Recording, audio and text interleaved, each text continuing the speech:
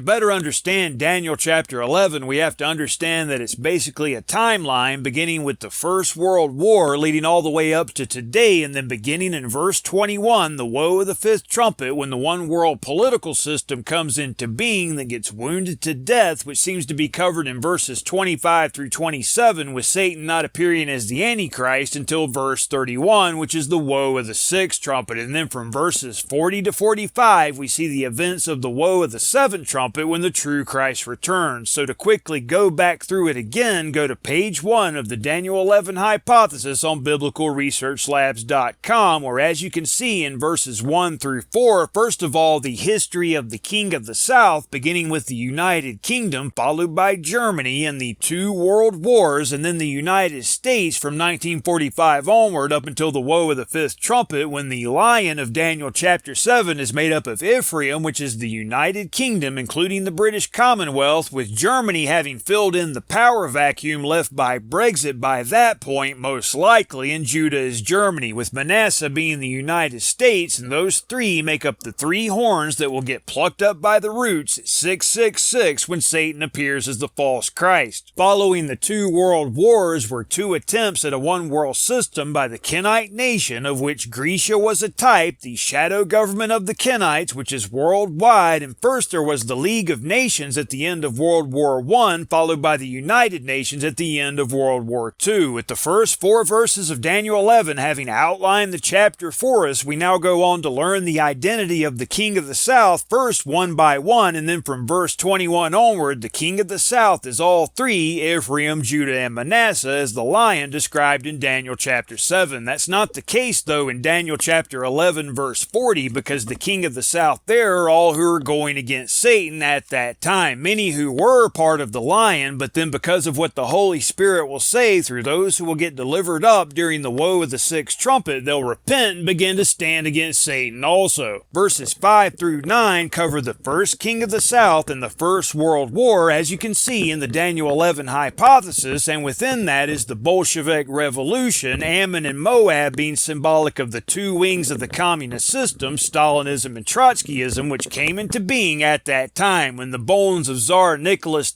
II were burned into lime, as you can see in Amos chapter 2 verse 1. Edom means red, and it was at that time that the Soviet Union came into being, the second king of the North, with the first king of the North being Tsarist Russia, the third king of the North being the Russian Federation, and the fourth king of the North being the Ezekiel 38 Confederacy, which is the bear of Daniel chapter 7. Verses 10 through 12 cover the Second World War, with the second king of the South being Germany, which is Judah, and in 1945 the United Nations came into being, replacing the League of Nations that came into being as a result of the First World War. And this brings us up to the third king of the South, the United States, with the third king of the North being the Russian Federation, the Soviet Union having ceased to be. For the king of the North, the Russian Federation, shall return and shall set forth a multitude greater than the former, and shall certainly come after certain years with a great army and with much riches. And this can be applied to the current events of today with Russia's entry into Syria on September 30th, 2015. But on a deeper level, you have a communistic takeover by stealth within the hidden dynasty of politics, with the left-right paradigm having been infiltrated by the Stalinists and the Trotskyites. And in those times there shall stand many up against the King of the South, which is the United States. Also the robbers of thy people shall exalt themselves to establish the vision, but they shall fall, which means they shall fail. So the King of the North shall come and cast up a mount and take the most fenced cities, and the arms of the South shall not withstand, neither his chosen people, his elected officials, meaning the elected officials of the United States, shall not withstand, neither shall there be any strength to withstand. And we also see at this time the Confederacy of Ezekiel 38 formulating between Russia, Red China, and the Islamic nations. The arms of the South shall not withstand, meaning the global political system that will emerge at the woe of the fifth trumpet cannot be stopped, no matter which elected officials are voted into power. And within this you have nation shall rise against nation, meaning the Kenite nation, the shadow government of the Kenites worldwide, through Edom, which is currently trying to bring about a multipolar world order as opposed to the unipolar world order which an opposing faction of Kenites is trying to bring about through the United States, the current king of the South. And this will cause the breaking of the great horn of the he-goat he-goat, which is the same thing as the destruction of the one who sends a raiser of taxes. When you properly translate Daniel chapter 11 verse 20, and the great horn of the he-goat, as well as the one who sends a raiser of taxes, is the United Nations, in my opinion. That's what will have to be broken before the so-called New World Order can come into being at the woe of the fifth trumpet. And in verses 16 through 19, you have the history of what happened with the League of Nations, and then in verse 20, the United Nations again is the one who sends a raiser of taxes when you properly translate the verse. The global carbon tax being the ultimate eventuality of the Paris Agreement brought about by the United Nations. But within few days, which means a few years, he shall be destroyed neither in anger nor in battle, because of what happens at the woe of the fifth trumpet when Satan and his angels get cast from heaven to earth. And in his estate, in the estate of the one who sent the raiser of taxes, the United Nations, shall stand up a vile person, that is to say Satan, the dragon, who gives the first beast of Revelation chapter 13, which is the one world political system, its power and its seat and great authority, to whom they shall not give the honor of the kingdom. In other words, he won't be the king of Babylon of the end times until verse 31, but he shall come in peaceably and obtain the kingdom by flattery. So Daniel chapter 11 verses 21 through 30 covers the first half of the 5 months, the political, while Daniel chapter 11 verses 31 through 45 covers the last half of the 5 months, the religious, including the woe of the seventh trumpet and the destruction of Satan's role of Antichrist, as well as his one world system at the very end of the 5-month-long hour of temptation. Verses 25 through 27 appear to have to do with the deadly wound, and then in verse 31 we see Satan appear as the false Christ, and from verses 31 to 39 you have the woe of the sixth trumpet, covering a 2.5-month period, or 70 evenings, which the 70 years in captivity to the Babylon of old were a type of. And then from verse 40 to 45 you can see there the return of the true Christ at the woe of the seventh trumpet, destroying Satan's role of Antichrist as well as his one world system.